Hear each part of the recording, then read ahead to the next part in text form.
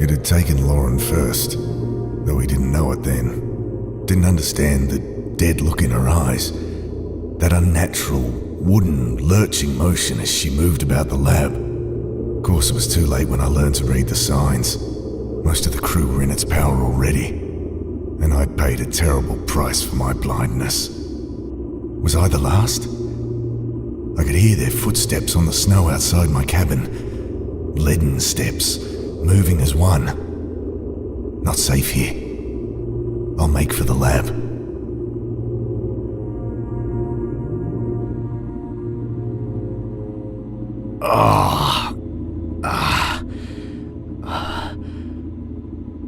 Pain, throbbing from the gaping hole in my stomach. That could have gone better. Dr. Turner, open up! My eyes swimming. I almost black out again. Come on, Jim. There's nothing to worry about. Harris. Open this fucking door, James. Or whatever it is that's living in his body now. I clenched my teeth against another wave of agony. Keep it together. First things first. Gotta get this bleeding under control.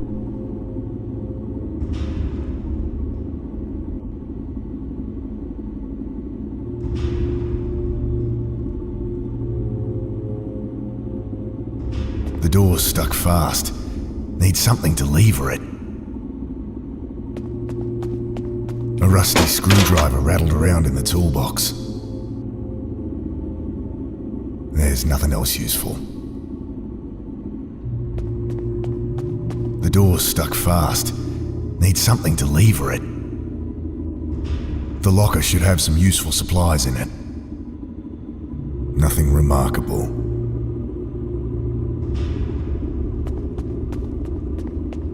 Collection of papers on the ancient fungi, buried deep beneath the ice, would have been the culmination of a decade of research.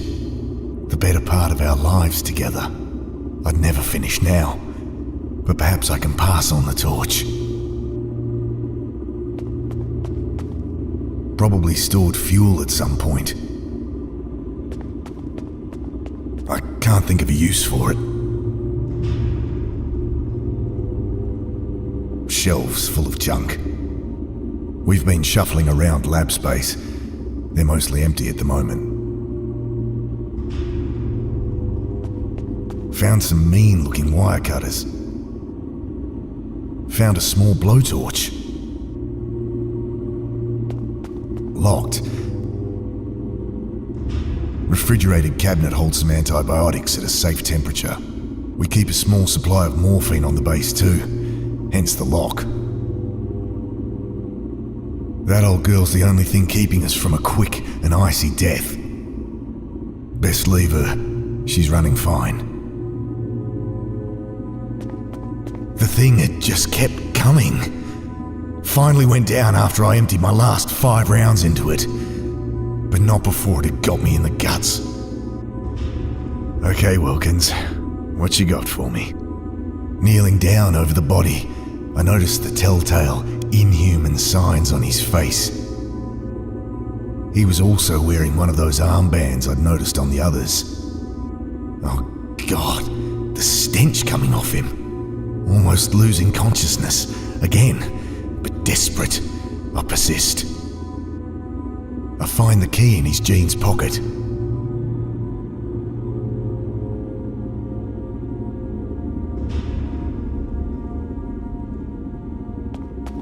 Looking at the radio, my heart sinks.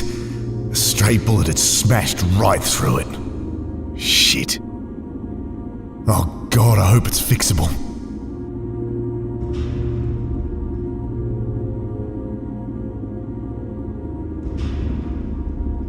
Some old wiring, hanging low.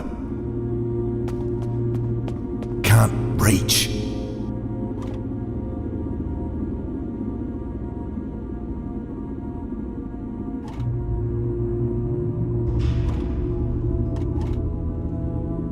Don't want want to waste fuel.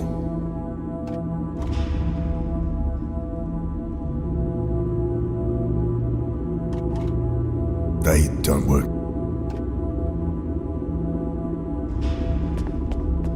It's showing results from my last batch of Peridiolus. High concentration of necrotrophic myxomycetes here. Don't want to waste fuel.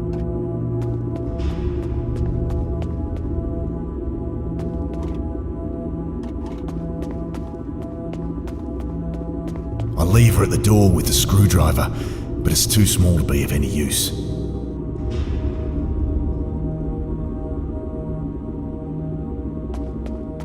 It's showing results from my last batch of Peridiolus. High concentration of necrotrophic myxomycetes here. It's not important. It's really blowing out there. I'll leave it alone.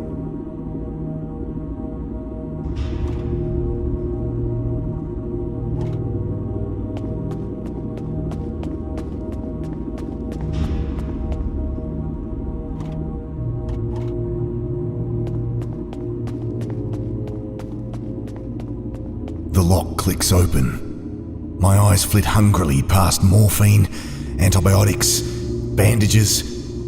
Someone had been storing lab samples in here again. Strictly forbidden, but the lab fridge had been on the fritz for weeks. The sample caught my eye. Thin, scarlet membrane stretched over a pulsating, bulbous growth. Ah! I wave away the cloud of crimson spores. Eyes, nostrils, throat burning. I cough, and the action triggers a dagger of pain from my wound. Still, I manage not to black out, and at least the cabinet's open.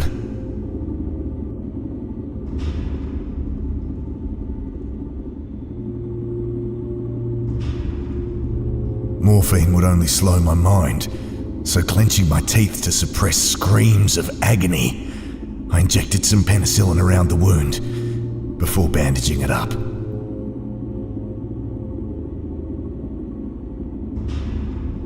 I'm done with it.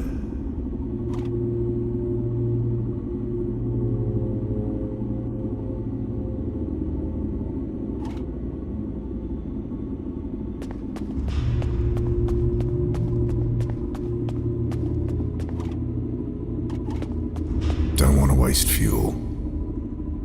Don't want to waste. Don't want. That won't work.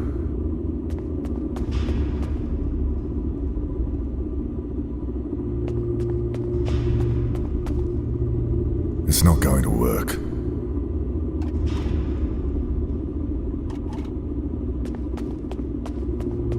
Can't reach. Best leave her. She's running fine. We've been shuffling around lab space.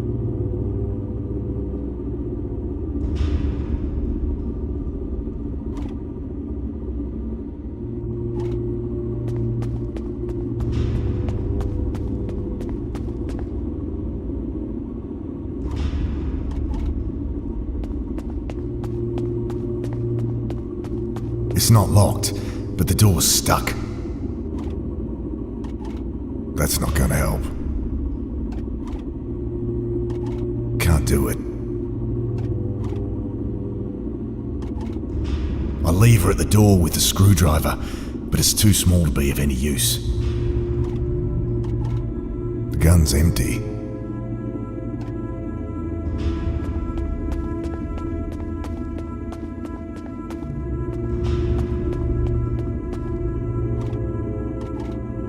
The gun's empty.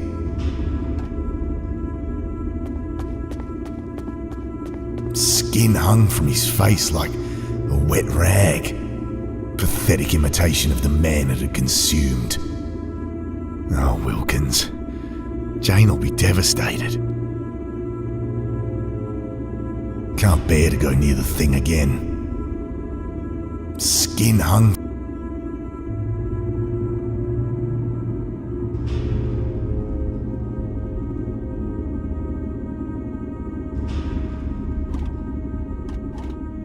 It's not going to work. Don't want to waste fuel. Despite the tremor in my fingers, I've managed to undo the screws. Radio's useless to me broken, and I can't fix it with my bare hands.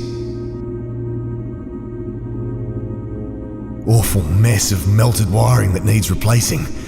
I have my work cut out for me.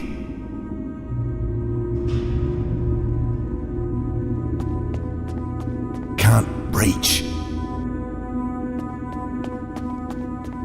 I shoved the barrel under the wiring.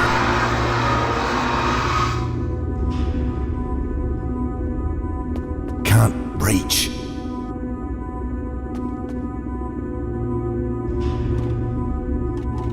Reaching up to cut the wire, I feel something brush against my mind. Vast and terrible. That mere fleeting whisper of contact. A freight train roaring through my consciousness. I was drowning. From deep beneath my mind, I could feel that force animating my limbs like a monstrous puppeteer. Lungs burning, I struggled to the surface.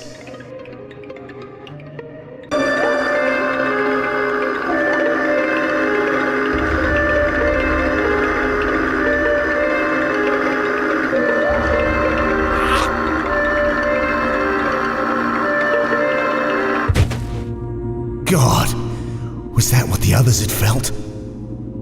I've got to get help.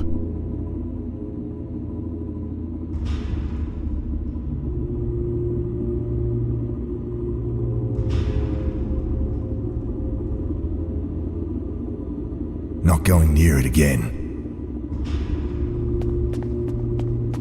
Radio's useless. That won't work. Need to cut out this fused wiring first. Snipping away the fused wiring, I have a vision collecting fusiform stem samples with my wife. Her laughter.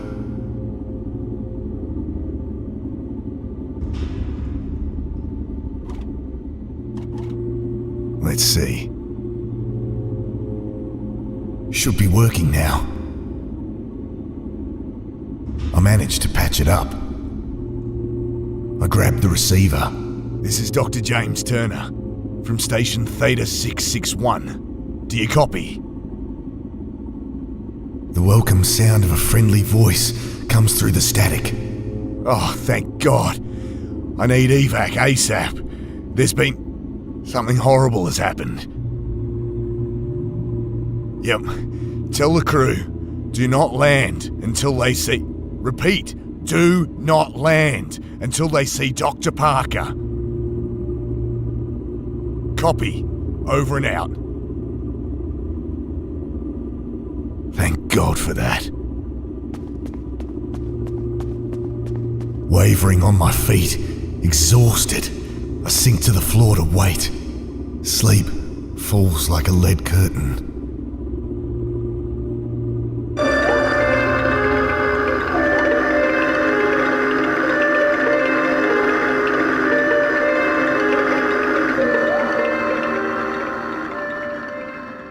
Snap awake. Something very wrong. The cold, my mind, my body stiff and numb. The pain like hot lead being poured over my hands, my feet, my face. I struggle to move my limbs, tearing myself away from the frozen floor.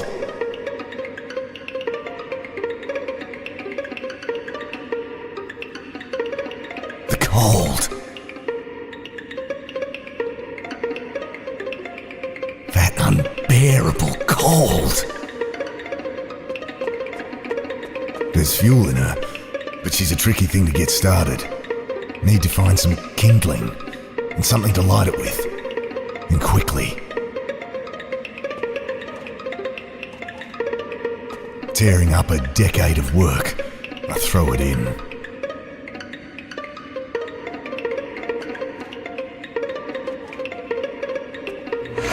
The page is lit. I stand close. until feeling returns to my face. I'll lose some fingers, but I'm alive. For now. Is that the evac chopper?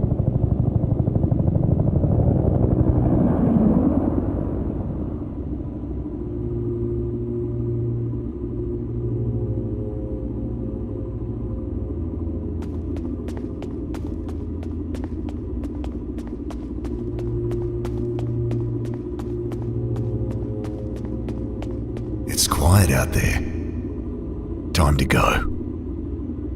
I'm turning the wheel when I hear shouts and bodies slam into the other side. I throw myself at the door, but too late. Their worm-like arms twisting their way in. Oh God, don't know how long I can hold it.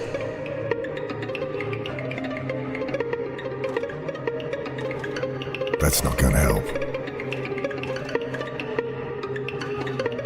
I stab at a flailing thing, but to no effect.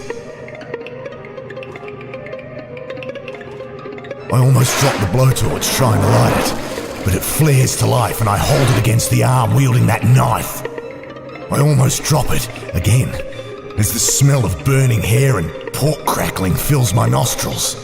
Screams from outside and the knife clatters on the floor.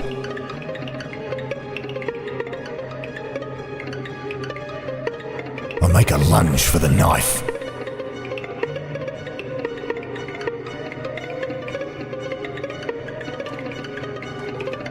Wielding the cruel hunk of steel, I shut my eyes and start hacking. The muffled screams from behind the door, the sticky warmth splashing on my arms. Finally, I feel the door slam close behind my back.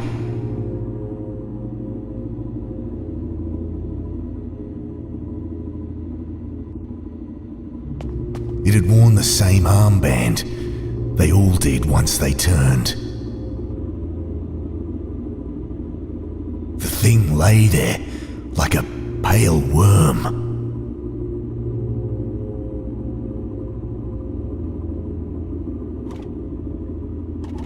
Don't want to dull the edge.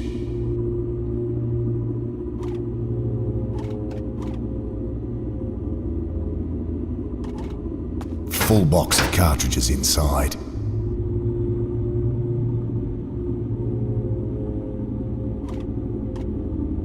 It's loaded, and I'm ready as I'll ever be. Weapon shaking in my hand, I swung the heavy door open. He's coming out. Jim, put it down. Look, Ben's here. No. Dad, it's me. I'm coming in. No. Mum called before. I just got in. No, Ben. Get out of here. Run. Dad, put the gun down. They killed Kathy, Ben. Dad, it was an accident. They told me what... Look, it wasn't your fault. Dad, what are you doing? I can't fight it much longer. Dad, you need help. Please. Drop the gun, Jim. It's your son, for fuck's sake. Can't think. Are you one of them now too? What? Hands shaking. Every synapse in my infected mind urging me to pull the trigger. I gaze at my son. He'd lost so much already. Ben. Oh God. Ben. But that wrongness is in his face. And... what's that band on your arm? What? It's nothing. What are you doing? Drop the gun. I can't let it have him too. Not our son.